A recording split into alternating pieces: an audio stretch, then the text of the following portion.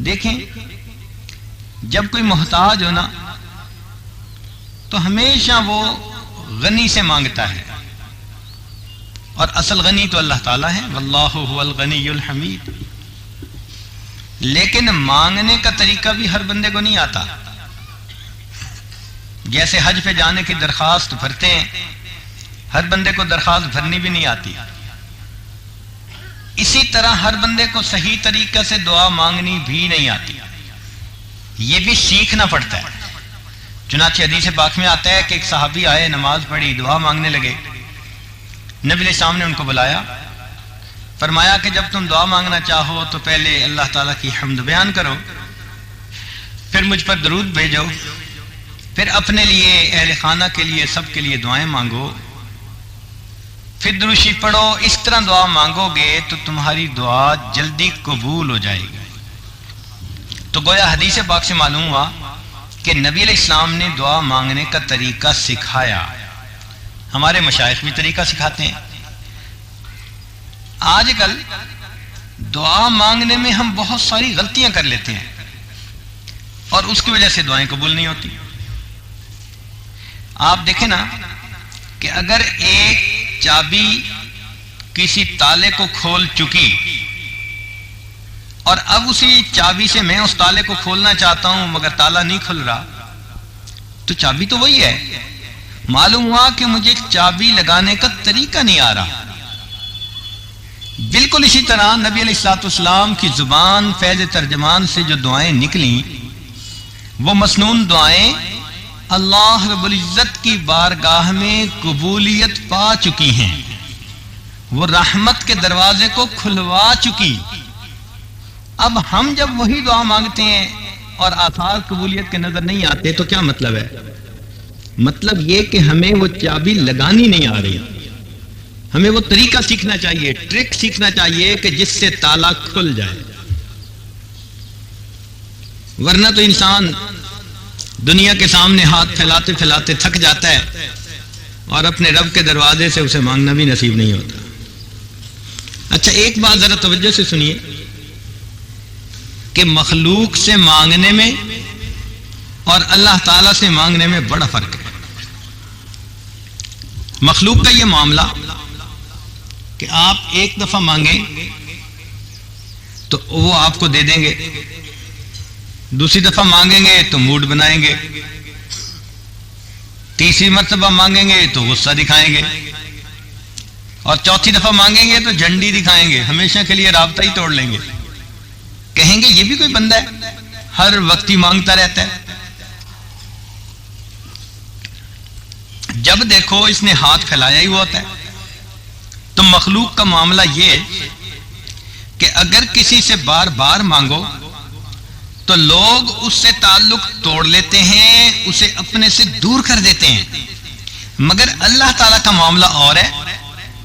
بندہ اللہ سے ایک دفعہ مانگے وہ دیتا ہے، دو دفعہ مانگے وہ دیتا ہے، تیسری دفعہ مانگے وہ دیتا ہے، چار دفعہ مانگے وہ دیتا ہے، بار بار مانگے وہ دیتا ہے۔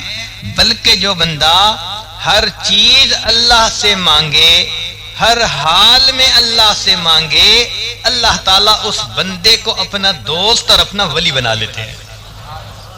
فرماتے ہیں یہ میرے بغیر کسی سے مانگتا ہی نہیں ہے، یہ میرا صحیح دوست ہے۔ تو کتنا فرق ہوا۔ پھر ایک اور فرق بھی دیکھا کہ آپ اگر کسی غریب سے زیادہ مانگے تو وہ ناراض، اور امیر سے تھوڑا مانگے تو وہ ناراض۔ آپ کسی اپنے غریب ساتھی کو جا کر کہے جی مجھے 50 لاکھ کی ضرورت پڑ گئی ہے قرضہ دے دیں، وہ منہ دیکھتا رہ جائے گا، کہے گا ہوش میں ہو؟ کوئی بات کرتے ہوئے بندہ سوچتا بھی ہے 50 لاکھ؟ تو غریب سے زیادہ مانگو تو وہ ناراض، اور کسی امیر وزیر سے مجمع میں جا کے کہو جی کہ مجھے چونی دے دیں، وہ کہے گا تم نے سمجھا وہ مجھے کیا ہے؟ تو امیر سے تھوڑا مانگو تو وہ ناراض، غریب سے زیادہ مانگو تو وہ ناراض۔ قربان جائیں اس پروردگار پر، وہ کتنا عظیم ہے۔ بندہ زیادہ مانگے اللہ تعالیٰ وہ بھی دیتے ہیں، تھوڑا مانگے وہ بھی دیتے ہیں۔ حدیث پاک میں آیا کوئی بندہ اپنے ٹوٹے ہوئے جوتے کا تسمہ اللہ سے مانگتا ہے، اللہ تعالیٰ وہ بھی عطا فرما دیتا ہے۔ پھر ہم نے ایک فرق اور بھی دیکھا کہ مخلوق کبھی دیتی بھی ہے تو ناراض ہو کے دیتی ہے۔ مثال کے طور پہ آپ اپنی والدہ صاحبہ کے ساتھ سفر کر رہے ہیں کار پہ، سرخ بتی پہ گاڑی رک گئی، اتنے میں ایک فقیر بھی آ گیا، اس نے آ کے ونڈو گلاس کو کھٹکھٹایا، ہاتھ سے اشارہ کیا بھئی کچھ دے دیجئے، آپ اشارہ کرتے ہیں بھئی معاف کر دو، وہ بھی بڑے مستقل مزاج ہوتے ہیں، لگے رہتے ہیں، تو آپ کو پھر غصہ آتا ہے، پارا چڑھتا ہے کہ جب میں نے اسے کہہ دیا کہ چلا جائیے جاتا کیوں نہیں۔ جب آپ کو خوب غصہ آیا نا تو اتنے میں آپ کی امی کہہ دیتی ہے بیٹا اسے کچھ دے دو، اب آپ مشکل میں پڑ گئے، تو جیب سے آپ نے 1 روپیہ نکالا اور فقیر کو روپیہ تو دے دیا، لیکن اتنی ناراض نگاہوں سے اسے دیکھا کہ جیسے کھا جانے والی، اور سوچا کہ کیا مصیبت تھی جو ٹلی نہیں۔ تو مخلوق کبھی دیتی بھی ہے تو ناراض ہو کے دیتی ہے، قربان جائیں اس اللہ پر، وہ ناراض ہو کے کبھی نہیں دیتے، جب بھی بندے کو دیتے ہیں ہمیشہ پیار سے عطا فرماتے۔ پھر ایک فرق ہم نے اور بھی دیکھا، جو دینے والے ہوتے ہیں نا کئی دفعہ دینا بھی چاہتے ہیں، وسائل نہیں ہوتے۔ آپ اپنے دوست سے مانگے، وہ کہے گا جی میں تو چاہتا ہوں کہ مدد کروں آپ کی، میری اپنی پیمنٹ پھنس گئی ہے، اور میری تو ایک ڈیل ہونی تھی وہ ہو نہیں رہی، اور میرے تو پیسے آنے تھے آ نہیں رہے، اللہ جانتا ہے بس میں کیا کروں، اس وقت صورتحال ایسی ہے، میں چاہتا ہوں دوں مگر میں دینے کی پوزیشن میں نہیں۔ تو مخلوق کا تو یہ آ گیا، لیکن اللہ رب العزت کا معاملہ کچھ اور ہے، اس کے پاس ہر نعمت کے خزانے موجود ہیں، عزتوں کے خزانے اللہ کے پاس، صحتوں کے خزانے اللہ کے پاس، رزق کے خزانے اللہ کے پاس، اللہ تعالیٰ کے پاس ہر نعمت کے خزانے۔ چنانچہ قرآن مجید میں فرما دیا وَإِن مِّن شَيْءٍ إِلَّا عِندَنَا خَزَائِنُ، جو کوئی بھی چیز ہے ہمارے پاس تو اس کے خزانے ہیں۔ جب مانگنا ہی ہے محتاجوں سے کیا مانگے، بندے کو چاہیے کہ خزانوں والے پروردگار سے مانگے۔ ہم نے ایک فرق یہ بھی دیکھا کہ جو لوگ دینے کی پوزیشن میں ہوتے ہیں نا، انہیں کرسی مل جاتی ہے یا پیسہ مل جاتا ہے تو وہ اپنوں کو دیتے ہیں، فقط اپنوں کو، یہ میری پارٹی کا ہے، پرمٹ بھی اسی، نوکریاں بھی اسی کو، تو گرانٹیں بھی اسی کو، تو ہر چیز اسی کو، جس کو اپنا سمجھتے ہیں۔ اور جو ان کی رائے کے ساتھ اختلاف رکھتا ہو ان کے تو منہ سے بھی نوالا چھیننے کی کوشش کرتے ہیں، ان کو پھر آگے حوالے کر دیتے ہیں تفتیشیوں کے کہ چلو جی فلاں کے پاس جاؤ تفتیش ہوگی تمہاری۔ تو مخلوق اپنوں کو دیتی ہے اور جس کو غیر سمجھتی ہے اس کو محروم کر دیتی ہے۔